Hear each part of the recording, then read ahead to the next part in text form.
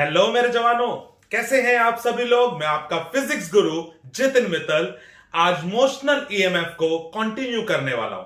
तो आइए शुरू करते हैं।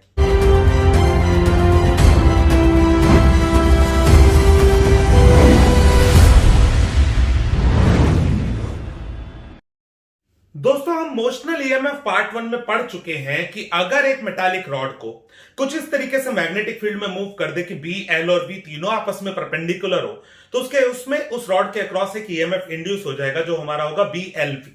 मैं लिंक डिस्क्रिप्शन में आपको वीडियो का दे दूंगा, जिसने नहीं देखा वो लेक्चर देख लीजिएगा।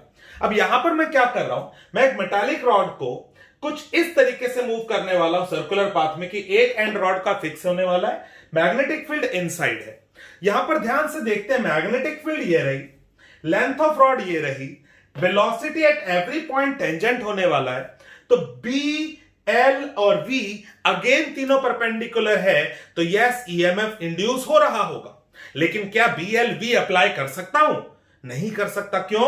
क्योंकि v is different at every point, linear speed अलग है। मैं इस वीडियो का भी लिंक आपको डिस्क्रिप्शन में दे दूंगा, जिसने नहीं देखा है relation between linear and angular speed, वो देख लीजिएगा, आपको बहुत अच्छे से समझ आ जाएगा फिर ये सब। तो मैं बीएलवी डायरेक्ट तो अप्लाई नहीं कर सकता, तो क्या करूं?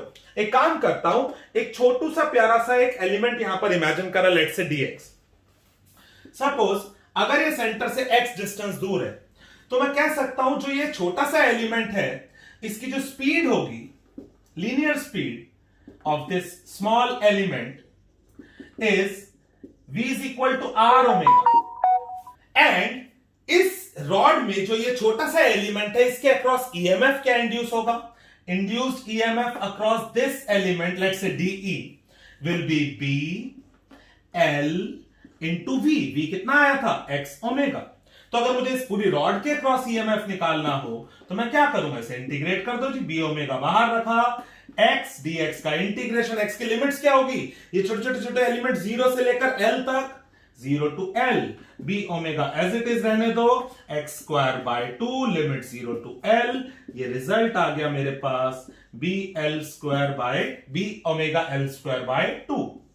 सो दिस इज द एक्सप्रेशन कि अगर मैं एक मेटालिक रॉड को मैग्नेटिक फील्ड में कुछ इस तरीके से फिक्स एंगुलर स्पीड से रोटेट कर दूं, तो इंड्यूस्ड ईएमएफ कितना होगा।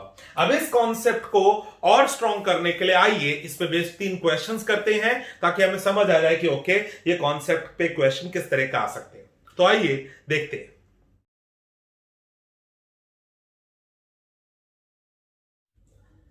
तो आइए दोस्तों शुरू करते हैं एनसीईआरटी का एग्जांपल 6.6। इसमें मुझे कह रहा है metallic rod of 1 metre length is rotated with a frequency of 50 revolution per second. Length of rod given है, किस फ्रीक्वेंसी से उसे रोटेट कर रहे हैं और कैसे कर रहे हैं वो बता रहा है। With one end hinged at the centre, एक एंड सेंटर पे बंधा हुआ है, फिक्स है, and the other end at the circumference of a circular metallic ring of radius 1 metre. बिल्कुल वही डायग्राम जो अभी हमने डेरिवेशन में करा कि अगर ये रॉड है, इसका एक एंड यहां पर फिक्स है और दूसरा एंड एक मेटालिक रिंग जो सर्कुलर, यहां पर मेटालिक रिंग बना हुआ है, इसके सर्कमफ्रेंस पे टच हो रहा है, और इस सर्कमफ्रेंस इसका रेडियस भी 1 मीटर दे रखा है, जो कि length of the rod. Okay, कह रहे कि about an axis passing through the centre and perpendicular to the plane.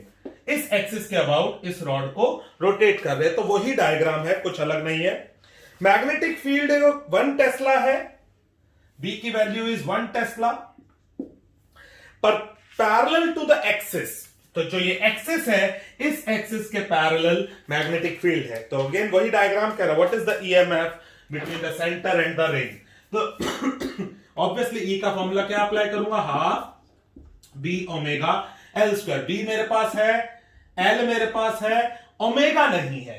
देखते हैं क्या मैं ओमेगा निकाल सकता हूं। यहीं पर सारा खेल है, बहुत आसान न्यूमेरिकल है। वरना फ्रीक्वेंसीज गिवन एज 50 रिवॉल्यूशन पर सेकेंड।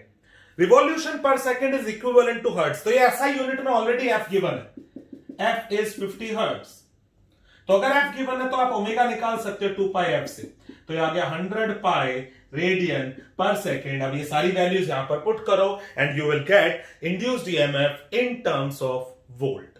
ओके, तो आइए अगला क्वेश्चन एनसीईआरटी एक्सरसाइज का, जो बिल्कुल ऐसा सा ही है लेकिन एक थोड़ा सा चेंज है, वो क्या है वो देखते हैं।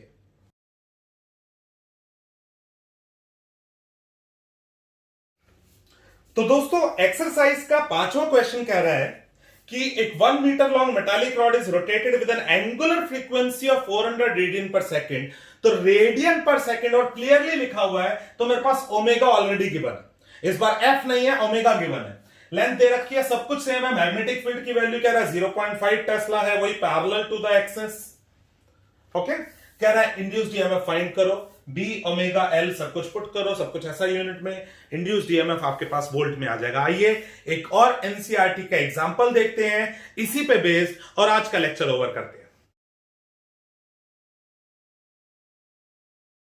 दोस्तों क्या कह रहा है example 6.7, a wheel with 10 metallic spokes, मतलब कि जैसे एक रॉड की जगह इस बार ऐसे 10 स्पाइक्स इस पे लगे हुए हैं, ईच 0.5 मीटर लॉन्ग, हर एक की लेंथ गिवन है आपको, is rotated with a speed of 120 revolution पर मिनट। अब यही मेन है, क्वेश्चन में बोल रहा है स्पीड इतनी है 120 रिवॉल्यूशन पर मिनट। अब इसने नहीं बताया आपको कि एंगुलर स्पीड है क्या है, इस पे साफ पता लग रहा है यूनिट से 120 रिवॉल्यूशन पर मिनट यानी आरपीएम। तो ये फ्रीक्वेंसी गिवन है, frequency is given as 120 RPM. तो अगर मैं इसको आरपीएस में कन्वर्ट करूंगा 60 से डिवाइड करके, तो ये ऐसा यूनिट यानी हर्ट्ज में आ गया। एंड अगर ये एफ आ गया, now I can calculate omega 4 pi radian per second. यही मेन है, यही गलती नहीं करना, इसको डायरेक्ट ओमेगा मत सोच लेना। ओके, अब कह रहा है in a plane rotated in a plane normal to the horizontal magnetic field इतना 0.4 गॉस। मैग्नेटिक फील्ड का हॉरिजॉन्टल कंपोनेंट गिवन है and 1 gauss is equal to 10⁻⁻⁴ tesla. तो इसको भी मैंने ऐसा यूनिट में बदल लिया। कह रहा है कि what is the induced EMF between the axle and the rim of the wheel, कि जो एक्सेल है और रिम जो है इसके बीच का इंड्यूस्ड ईएमएफ निकालना है। अब यहां पर भी मैं फॉर्मूला लगा दूंगा half B omega L square, क्योंकि वही कॉन्सेप्ट हो रहा है, बस फर्क क्या है, यहां पर एक की जगह 10 रॉड, तो बच्चे जनरली क्या करते हैं इसमें इंटू 10 कर देते हैं। वो नहीं करना है। क्यों नहीं करना है बेटा, ये पूरा मेटल है। अगर मैं सपोज इस पॉइंट को ए मान लू, तो ये सारे पॉइंट्स ए की तरह बिहेव करेंगे, सेम पोटेंशियल। अगर मैं इसको बी बोल दूं, तो ये रॉड भी ए और बी के बीच है, ये भी ए और बी, हर रॉड ए और बी यानी सेम 2 पॉइंट्स के बीच है, तो मतलब पैरेलल में कनेक्टेड है। एंड इलेक्ट्रिसिटी चैप्टर में हम ऑलरेडी पढ़ चुके हैं, अगर मैं सेम पोटेंशियल के या सेम वोल्टेज के 5 सेल पैरेलल में लगा दूं, 2-2 वोल्ट के 5 सेल पैरेलल में लगा दूं, तो इक्विवेलेंट ईएमएफ 2 वोल्ट ही होगा। तो अगर सबका ईएमएफ मेरे पास जो भी आ रहा है, अगर ये सारे पैरेलल में है, तो नेट ईएमएफ वही रहने वाला है। तो we do not need to multiply it by 10। तो मेरे पास ई की वैल्यू बन गई half B omega L square, B I have, omega I have, L I have, L L L L L L. Length given होगी rod की 0.5 metre शायद given,